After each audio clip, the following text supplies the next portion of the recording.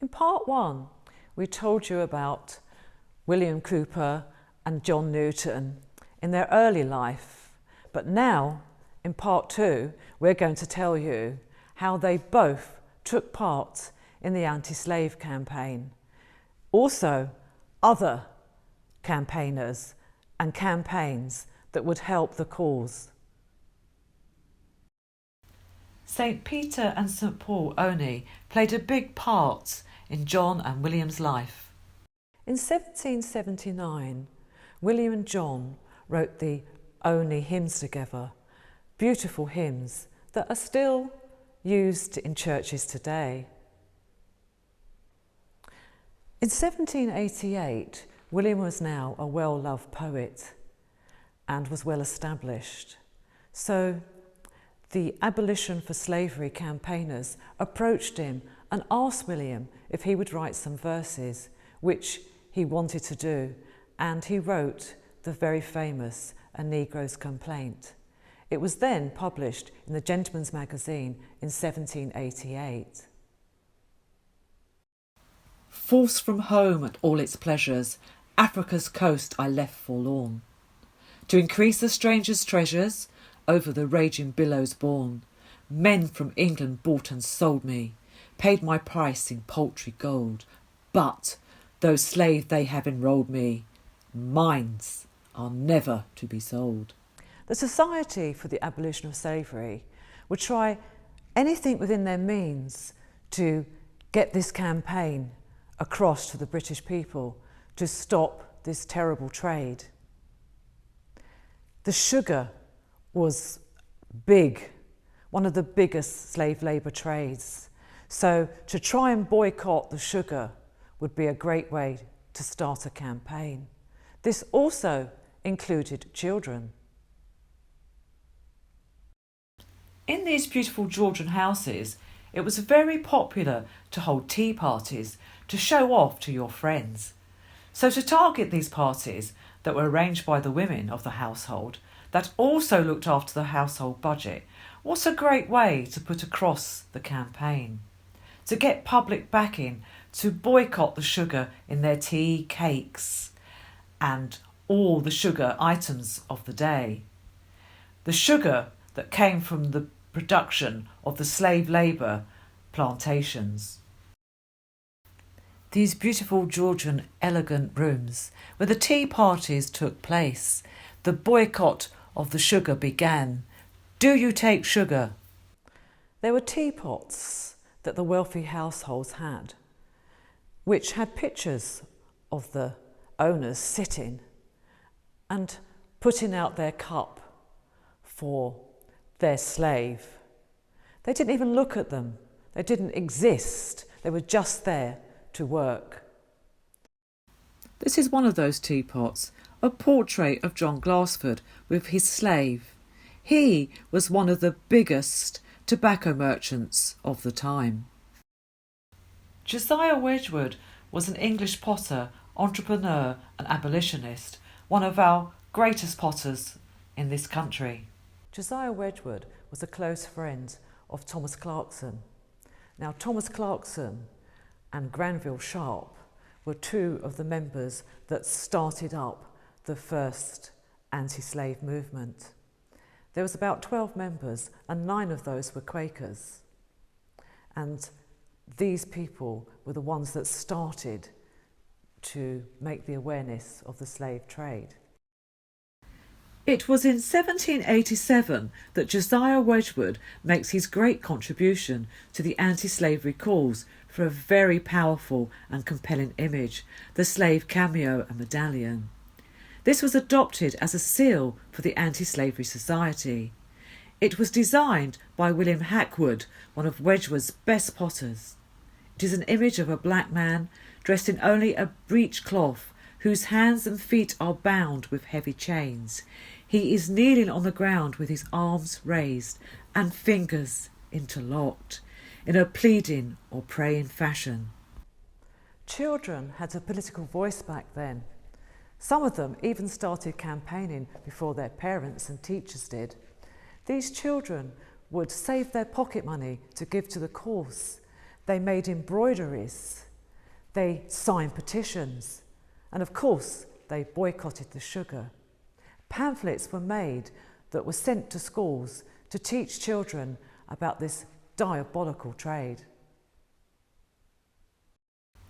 Children signing the petition and the children's pamphlet including the Negro's complaint. The satirical prints were very good at the time. They had these caricatures all about the boycott of the sugar, and one of them in particular that was really good was one of George III. Here we see George III and Queen Charlotte with their reluctant daughters persuading them not to take the sugar. William also wrote a verse for the boycott of sugar. I own I am shocked at the purchase of slaves, and fear those who buy them and sell them are knaves. What I hear of their hardships, their torture and groans is almost enough to draw pity from stones. I pity them greatly, but I must be mum, for how could we do without sugar or rum? This is the Berkhamsted Quaker Meeting House. It's been here for over 200 years and would have been here when the abolition of slavery was really strong. Hemel Hempstead over there, Hitchin over there, all these places in Hertfordshire were part of the anti-slave movement. There were 2 petitions sent from Hemel Hempstead, Berkhamsted and all the surrounding areas. The first was withdrawn in favour of the second one, which seeks early abolition of slavery. The Quakers were the first religious movement to ban slavery and not allow their members to own slaves. These are the 2 original petitions that were sent in.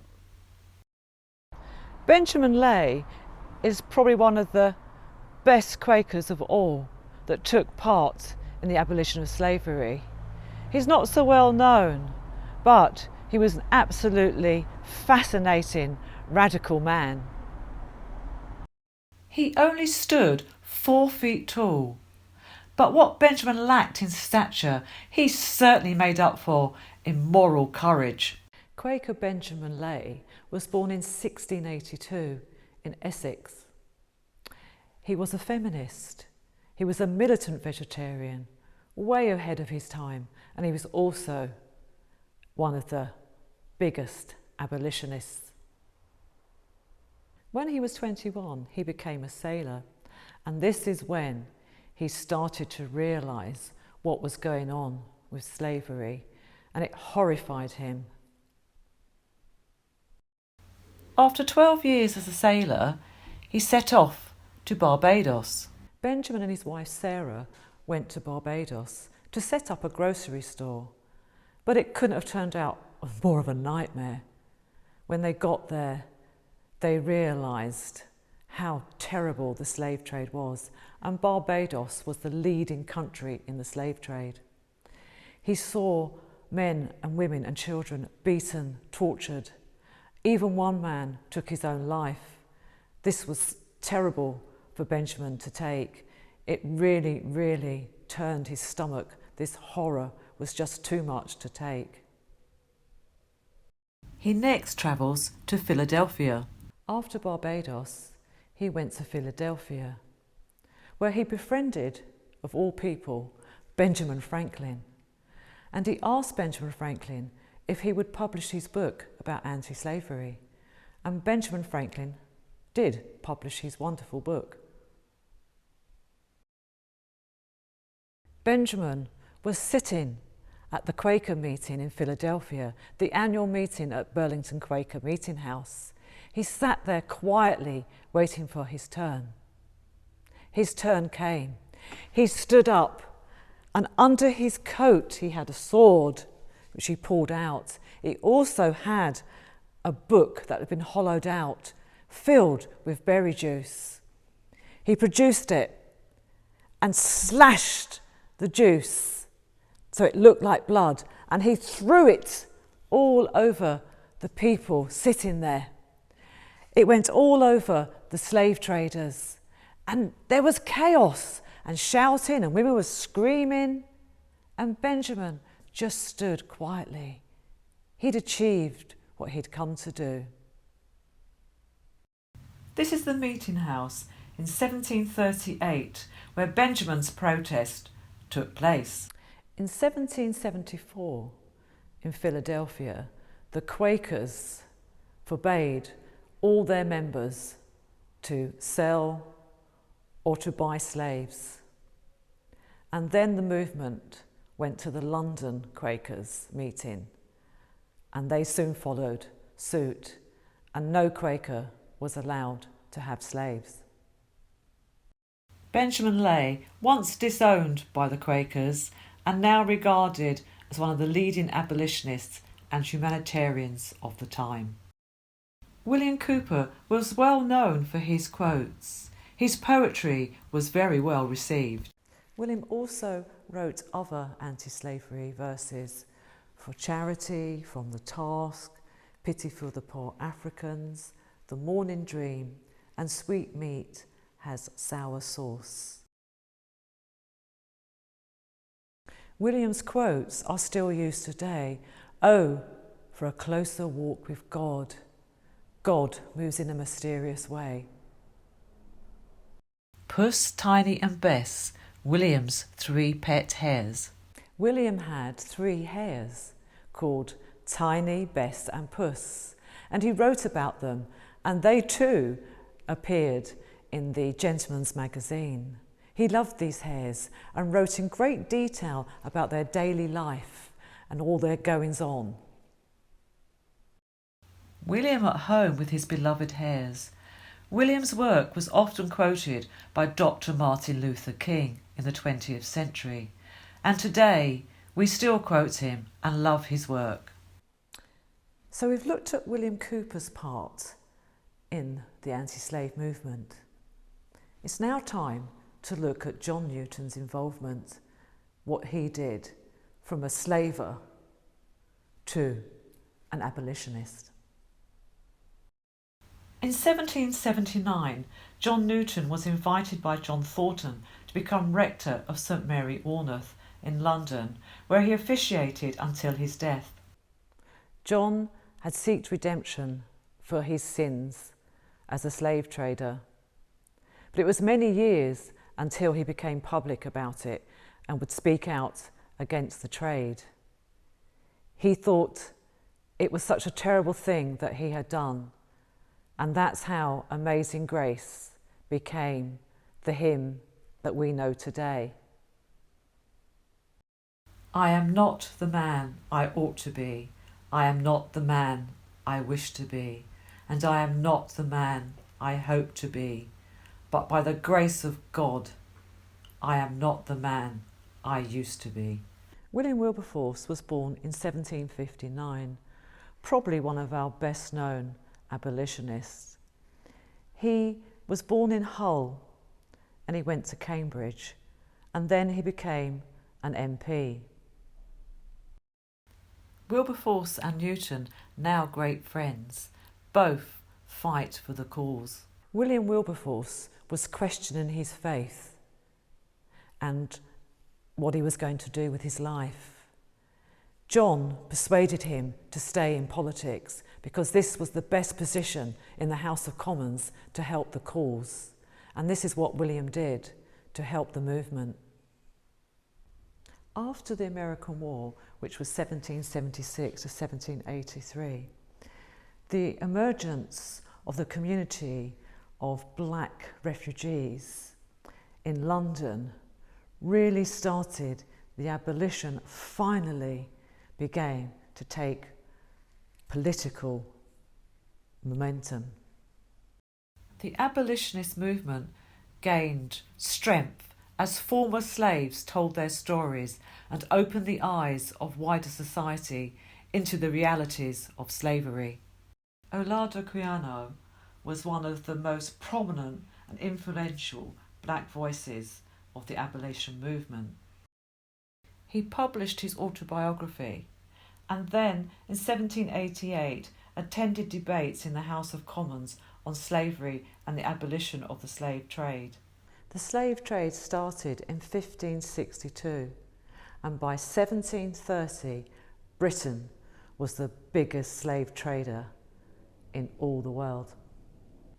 After 18 years, William Wilberforce received a standing ovation at the key Commons debate about the abolition of slavery, 1807. The Metal Election Medal from 1807 inscribed Wilberforce forever, and on the back, humanity is the cause of the people. Prime Minister Lord Grenville introduced the Slave Trade Abolition Bill, a victory that passed all expectations. While the Act of 1807 was a major victory for the abolitionists, it was not the end of slavery. Newton and Wilberforce would continue to fight for the freedom of slaves for the rest of their lives. In 1787, John Newton's book was published, Thoughts upon the African Slave Trade. Although the Act of 1807 was a victory and a triumph, it wouldn't be until 1833 that it was abolished.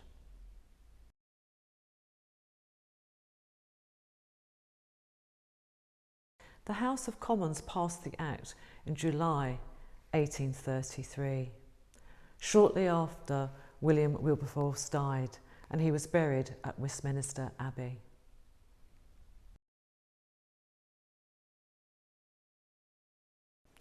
This episode has been about the abolition of slavery, just a small look into a past in our history that we'd like to forget. But a part in our history we must not forget. We must always remember the atrocities of this period.